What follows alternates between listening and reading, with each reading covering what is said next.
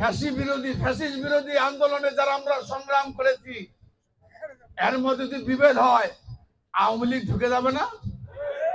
এই যে এখানে আপনাদের এখানে ঝামেলা আছে, একটু ঝামেলা আছে না দলের মধ্যে?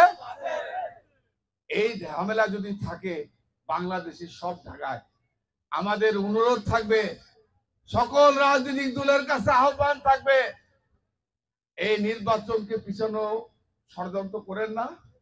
এবং আপনাদের এই রাজনৈতিক টানা হেঁচড়ার কারণে, এই বিভাজনের কারণে আওয়ামী লীগ ফ্যাসিবাদ সুযোগ নেবে, এই সুযোগ আমরা নিয়ে দিতে চাই না।